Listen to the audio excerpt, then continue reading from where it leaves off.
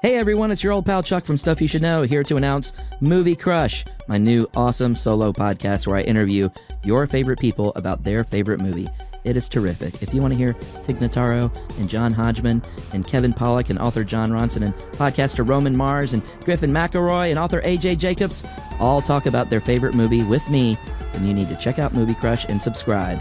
It launches November 3rd, and you can get it at Apple or anywhere you get your podcasts. Welcome to Stuff You Missed in History Class from HowStuffWorks.com.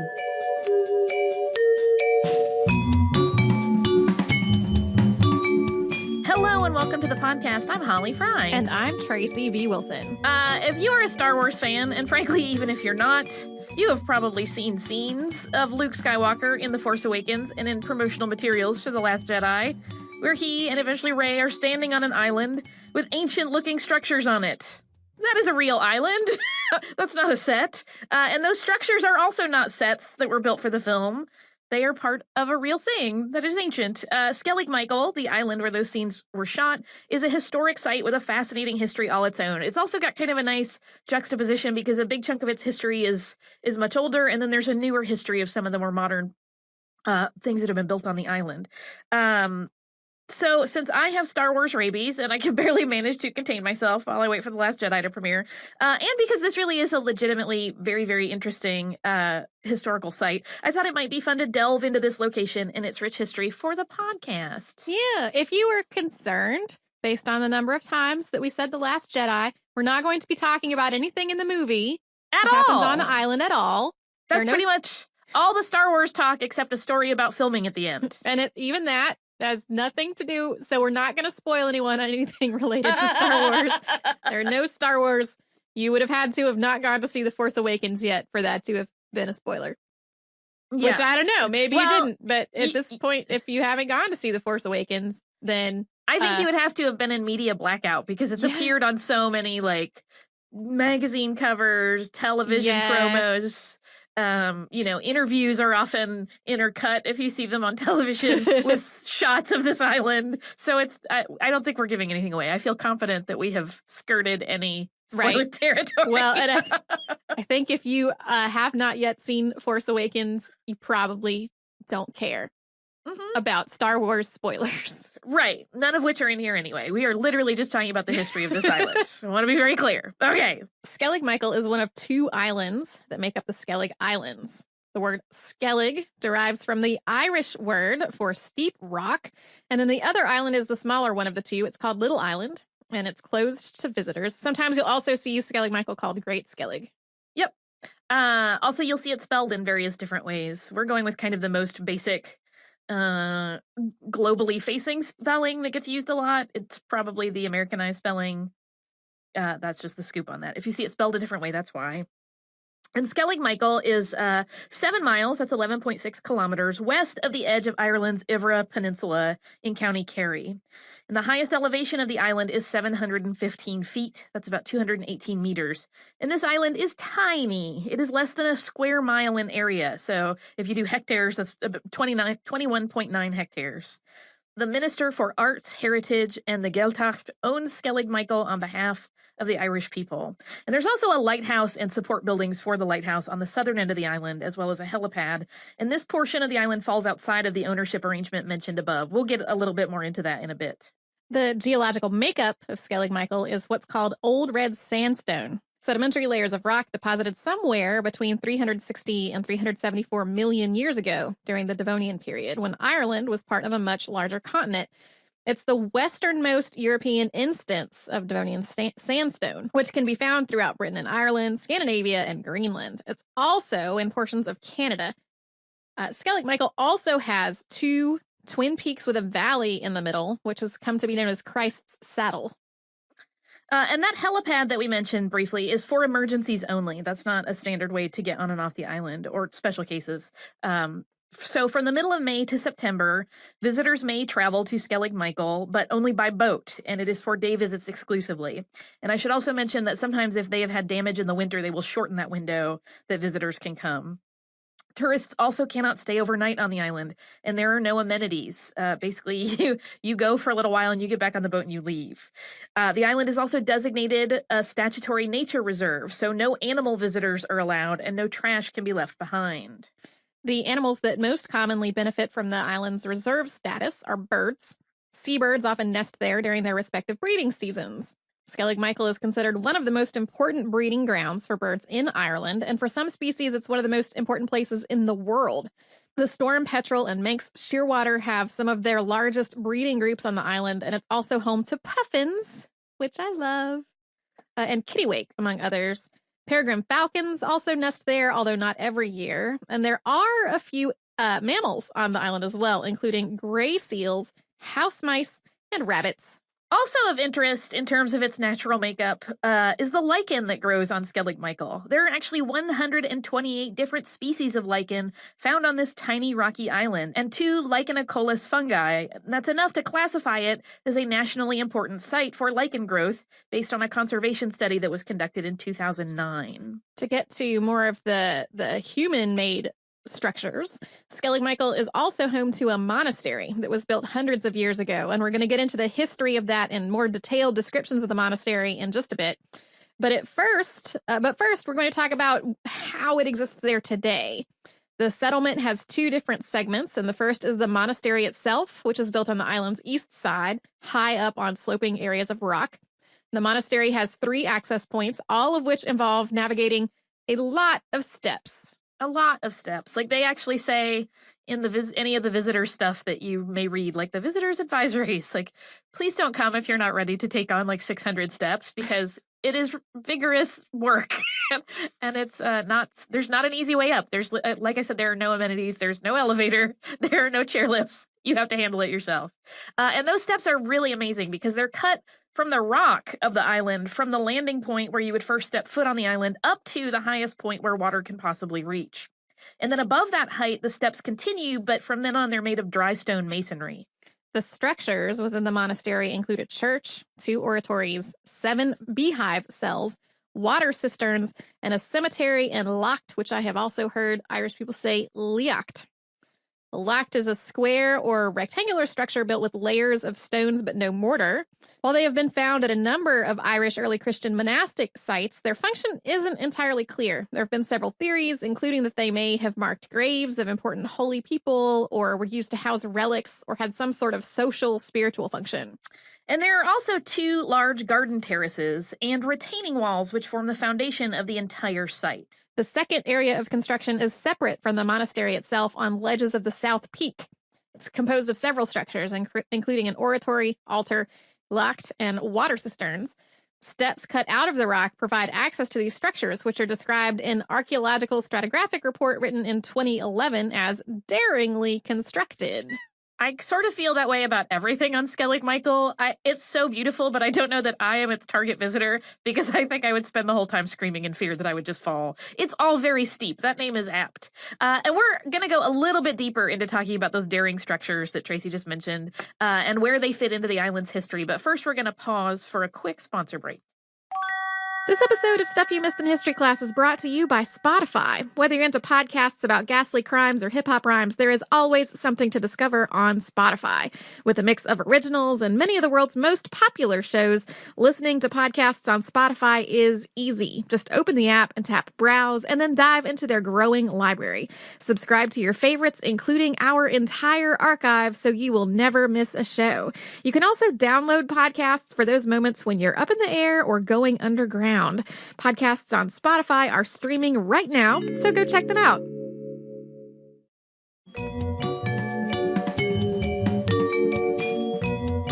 The first known reference to Skellig Michael goes all the way back to 1700 BCE. It's referenced as the place where the Prince Ur, 5th son of Milesius, died when his ship was separated from the rest of his fleet during a storm, crashed upon a rock, and sank. This is, however, a folkloric account, so it remains unverified. There's another unverified story of Skellig Michael set in the 5th century. In this instance, after a conflict between the kings of Cashel and the kings of Munster, the king of West Munster, named Dwach, is said to have fled to Skellig Michael. And while this event is written as having happened in the 5th century. That account was recorded in either the 8th or the 9th century, so its accuracy is hard to gauge. We know for certain, based on the structures that we talked about earlier, that monks moved into the island at some point, but exactly when that happened also isn't clear. The earliest estimates place the start of the monastery somewhere in the 6th century, although it could have been built as late as the 8th century. And then the earliest known reference to the monastery is in an annal entry from the year 824, which describes a Norse raid on Skellig Michael. Yeah, there's a lot of disparate accounts that place that at different times, but it's somewhere in there. I think most people tend to favor the earlier thing because a lot of the accounts that happen later on, and we'll talk about it in a minute, suggest that it was already functioning. The position of this monastery is actually quite well chosen. It's 600 feet above sea level, and where it sits on the island and in relation to its peaks offers some natural shelter, and it has plenty of stones to use in building, so the monks could access stone from right there on the island to build these structures. And it enabled relatively easy water collection, so channels were cut into sloping stone to direct water right into cisterns that they had placed. And the 2 primary cisterns that were used were built to hold roughly 120 gallons, that's about 450 liters of water. One of the unique aspects of the monastery is the cell structures that are sometimes described as beehives. These hives are shaped like inverted elliptic paraboloids. So not beehives like the flat ones in boxes that are manufactured, but the domed ones. Yeah, that bees would actually build on their own. Yeah, or that, sometimes people keep bees in baskets that are that shaped, like an inverted semi-dome sort of structure. They have a doorway built into the front of each of them and steps that lead in and out of the doors. The beehive cells are all arranged along the monastery's large oratory, but there are some differences among them, and the cells are lettered for identification. Yeah, and just for clarity, the cell letter order does not in any way pertain to their age order, which I was trying to explain this to a friend, and they got a little thrown by that. So just know that the A through G does not in any way suggest that A came first and G was at the end. They're completely separate naming systems. So cell A is the largest one. It actually has a second interior level, and it's believed to have been a communal space. And it's quite large. At the base of the structure, the walls of cell A are 1.8 meters thick, so that's almost 6 feet. And the interior space is about 15 by 12.5 feet. That's about 4.6 by 3.8 meters. And there's an interior height of 16 feet. It's about 5 meters. Cells B and C are smaller. They're about 2/3 the size of cell A. Cell D is actually no longer intact, but it was probably the oldest cell on the site. Probably it collapsed before cell C was completed. Cell E is bigger than B and C, but smaller than A. It's like a word problem in the SATs. Cell F is smaller in size to B and C, and it has these interior slabs that are arranged in a manner that suggests it might have been a sleeping area. These cells were built at various points in time, and they aren't homogeneous in their size, as noted, or in the way the stonework is done. Yeah, it's pretty clear evidence that they were worked on at various points in time. So it spans some number of years. There is a central church at the monastery, that is St. Michael's, and it's partially collapsed. And what would have been its roof, which would have been made of wood, is long gone. The church appears also to have not been built all at the same time, but in 2 different stages. The second one to expand on what was a fairly small church that was built in the first phase. While a prominent and impressive aspect of the monastery's design is its retaining walls, they have experienced multiple structural failures throughout the life of the site, beginning when it was still occupied. The walls have been the focus of a lot of conservation and preservation work over the years. Yeah, they're amazing in that they really are, holding up all of this man-made structure, but they definitely are bearing the weight of that man-made structure, and as a consequence, sometimes they get tired and they break. Walls don't really get tired. I know nobody needs to tell me, but they get worn out. So the daring structures that we referenced a little while ago make up what's come to be called the Hermitage. And so in the modern era, these man-made structures on Skellig Michael's south peaks, they're a little bit away from the others, were first referenced in an 1841 mapping survey. And then they made another appearance on record in the 1850s when Lord Dunraven visited the island and wrote of having seen the ruins of a quadrangular building there. The South Peak ruins were noted again by visiting scholars in the 1950s, but it actually wasn't until the 1980s that a study of the site was ordered by the Office of Public Works. There are 3 terraces that make up the Hermitage. There's a garden and dwelling terrace that's 43 feet. That's about 13 meters long. It ranges in width from 6.5 to 13 feet, which is 2 to 4 meters. One end of the terrace, which includes a section of the retaining wall, is about 5 feet or 1.5 meters high, and that remains intact. The other end of it, though, has collapsed. The oratory terrace sits at a right angle to the garden and dwelling terrace, and it's about 13 feet, that's 4 meters, higher up on the peak. On this terrace is a small oratory with an interior space of 7.5 by 6.5 feet. That's about 2.3 by 2 meters. And this terrace extends far past the oratory to the east, although it is quite a narrow sort of terrace that you're on at that point. From the oratory terrace, the outer terrace used to be reachable via a traverse that was chiseled from the stone by the monks. But in modern times, it's a place that's really best visited by skilled climbers and no one else. It's treacherous to navigate the ledges that you have to move across. It's not clear if that outer terrace was ever completed, and it's also not clear what its function was. Yeah, I watched a brief newsreel of a team that was going up when they were doing some preservation investigation. And it's like, look, we found handhelds. They're literally basically just scaling up the rock face until they actually found something that a human could stand on. So it is not just something you would go, hey, I'd like to go up there. It's again, not a place that I should maybe visit because it looks terrifying. Sometime before the early 11th century, the island monastery was dedicated to St. Michael. St. Fianon is also closely tied to the history of the monastery and may have been its founder. He's often referenced as the founder, but again, it's all a little unclear. Records of the late 12th century indicate that the settlement was occupied and having regular mass at that point. But soon after, in the 13th century, shifting church structure in Ireland and increased instances of inclement weather on and around the island led the monastery to be abandoned. The monks who had been living there moved to the mainland village of Ballinskelligs, and after that point, the monastery at Skellig Michael was considered part of the Ballinskelligs monastery. Yeah, but it wasn't really, it's not believed to have been occupied after that point. It just kind of was notated as part of their larger kind of organizational structure. But again, there had been a shift in climate, and it really was not easy or safe to occupy that area any longer. From the 14th to the 16th centuries, the island appears on navigational charts that were used by both Italian and Iberian seafarers. The monastery was officially closed in the 16th century with Henry VIII's dissolution of monasteries, and it passed into private ownership by a family named Butler. The Butler family retained ownership of the island until 1821. In November of 1820, J. Butler was approached by the government's Board of Works about a permanent lease on the island so that 2 lighthouses could be built there. And after some back and forth, legal experts investigating the situation determined that Butler's legal ownership of the land was not clearly documented. After an appraisal of the property, the Butler estate was paid £780 for Skellig Michael, and the Commissioners of Irish Lights assumed ownership of it. We're going to talk about the lighthouses in just a moment, but first we're going to pause and have another short sponsor break. This episode of Stuff You Missed in a History Class is brought to you by The Great Courses.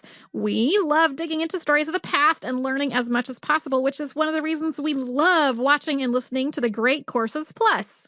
Yeah, we get to learn about all kinds of topics that interest us, and the presenters are award-winning experts. So, of course, there's plenty of history, but there's also science and photography, other languages, martial arts. You can pretty much learn almost anything you would like. The Great Courses Plus has more than 8,500 lectures, and new ones are being added all the time. And you can watch them on your smartphone or your tablet, your laptop, or even your television. Or my favorite feature now is that you can stream the audio with the Great Courses Plus app. Lately, we've really been enjoying the origins of great ancient civilizations. This is a long course, but it's focused really specifically on the Tigris and Euphrates, Indus, and Nile river valleys. So it's that part of the world, a really deep dive into the ancient civilizations that grew up there. We know that you're going to enjoy the Great Courses Plus as much as we do. And so they're giving our listeners unlimited access to all of their courses for free for 1 month. But you have to sign up through our special URL, which is thegreatcoursesplus.com/stuff. Start your free month today. Sign up now at thegreatcoursesplus.com/stuff. That's thegreatcoursesplus.com/stuff.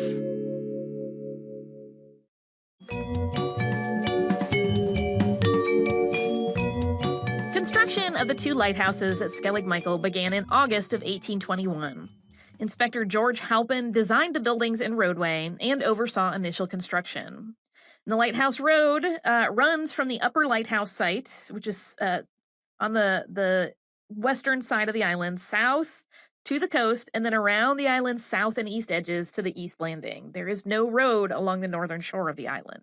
There aren't many records of the actual construction process, but both lighthouses were completed and in use by the end of 1826. The taller of the two lights was nearly 400 feet. That's 121 meters above the high water mark, with a visibility range of 25 miles or 40 kilometers. The lower light was 175 feet or 53.3 meters above the high water mark, with a visibility range of 18 miles or 29 kilometers. Both were non-moving lights. In a sad note, in 1869, so more than 40 years into the lighthouse's life, a small modern grave was added to the chapel at Skellig Michael. At that point, lighthouse keeper W. Callahan buried two of his small children there after both had died of an illness.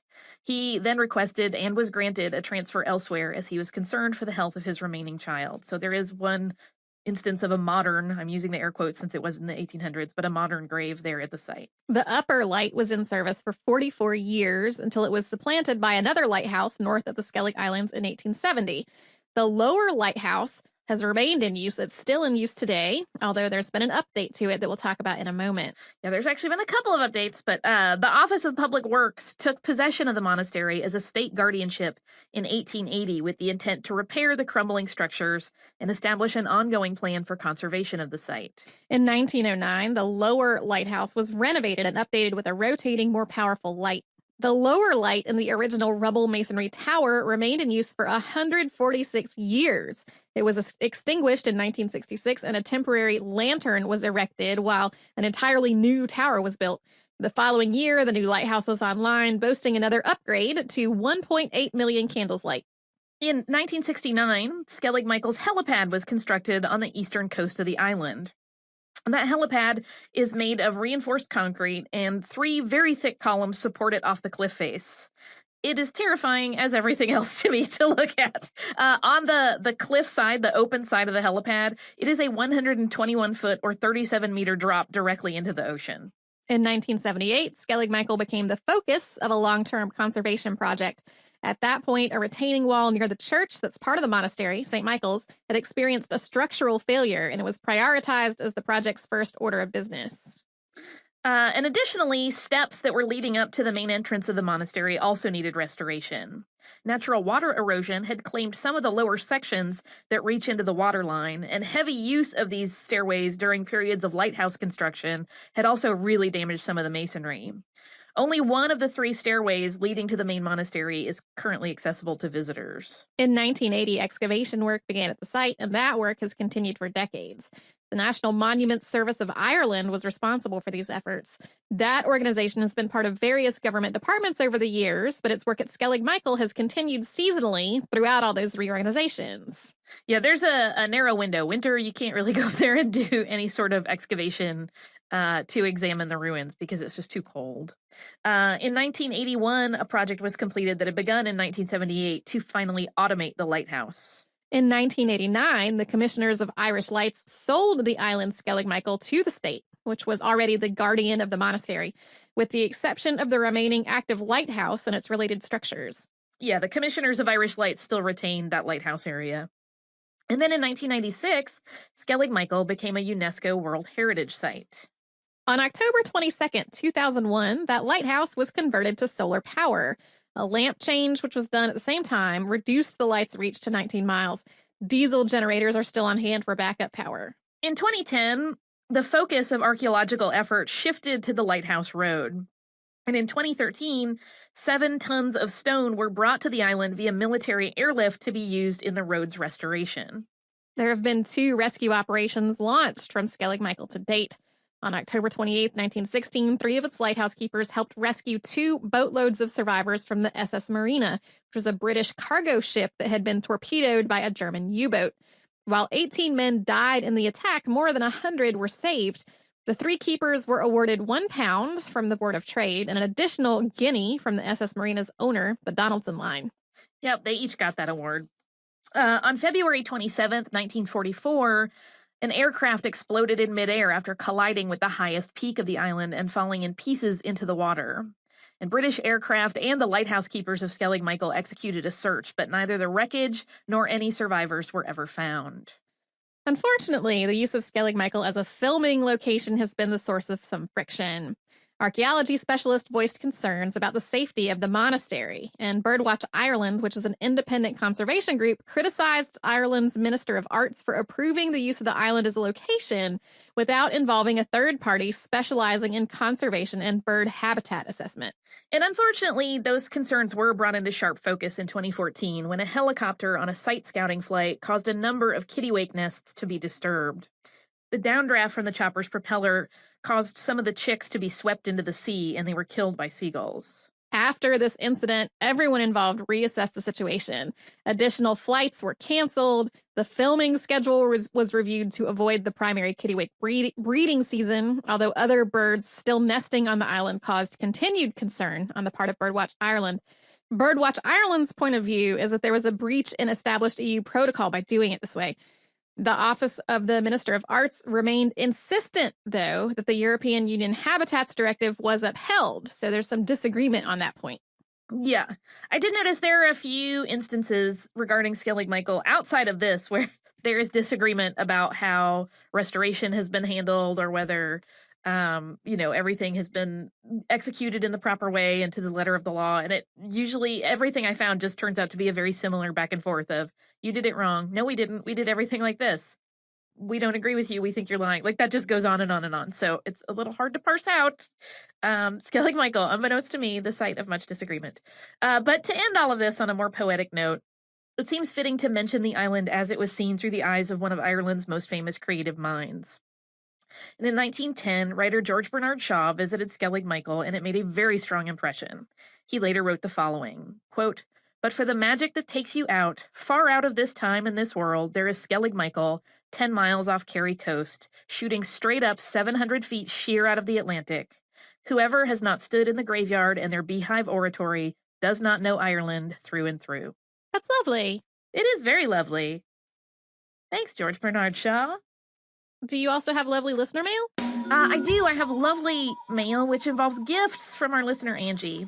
She writes, "Dear Tracy and Holly, I'm a relatively new listener, but my addiction to listening to your show daily has caught me up quite a bit. I'm currently living in South Korea with my family since my husband is in the military, and listening to your show has helped with the isolation that can come from living in a rural area of a foreign country where I'm embarrassed to admit I can barely speak any Korean. So I want to thank you for being my friends every day while I'm taking care of my 2-year-old and my daily tasks. The friends that I have made here are very much aware of my fangirl status with your podcast, and they will ask me what new and interesting topics I have recently learned about. So it makes me happy knowing that I'm sharing knowledge in a time where entertainment has seemed more important than learning. And luckily for me, your podcast is both entertaining and educational." She mentions that her physical therapist, who is Korean, asked about our podcast, and she told him about our Prince Sato episode. And he said that he is a descendant of Prince Sato, being able to trace back his family history since it is very common for Korean families to have records of their lineage dating back hundreds of years. And she talked about the Korean holiday that kind of is the equivalent of Thanksgiving, where everyone travels home, eats traditional food, and visits their ancestors' burial sites to make food offerings, and finally ending the holiday with a midnight dance under the harvest moon. This is one of the holidays where every store stocks up with expensive Spam gift sets, which you briefly mentioned during your Spam podcast. I wanted to send you some traditional treats that we enjoy, and then she describes them. There's these super yummy little confectionaries that she sent. She said, "We're moving next month to Oahu, and I joke with my husband that the Army is taking us on a worldwide tour of Spam, first Korea and now Hawaii, and lucky for us, we enjoy eating it. I cannot wait to be able to strike up a conversation with a local about the history of Spam, the pineapple industry, and or leprosy, although I might get some suspicious looks from that last one." She also talks a little bit about Tokyo Disneyland and Disney Sea, but thank you for this amazing parcel. She sent us a lot of different stuff. So when you are in the office next, which is soonish, we'll pick through it and taste everything. Yay. It's amazing. So Angie, thank you so much. what a delightful treat. Like, we get some of the best gifts. I feel very spoiled by our listeners. If you would like to write to us, don't feel like you have to send us a gift. You could just write to us via email at historypodcast@howstuffworks.com. You can also find us across the spectrum of social media as Missed in History. And we are also at missedinhistory.com, where you can find every show that has ever existed of the podcast, including those way before Tracy and I were ever involved in it, and show notes for any of the ones that Tracy and I have worked on. So come along and listen to history with us at missedinhistory.com. For more on this and thousands of other topics, visit howstuffworks.com.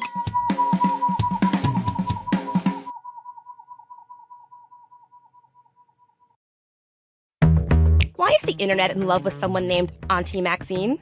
Do you ever sometimes think that your hairstyle is a reflection of your own personal feminism? Where does your money go when you buy one of those nasty woman t-shirts? I'm Emily. And I'm Bridget, and these are just some of the topics we're tackling on Stuff Mom Never Told You. So listen now at Apple Podcasts, Google Play, Spotify, or wherever you get your podcast on. And be sure to subscribe to never miss an episode.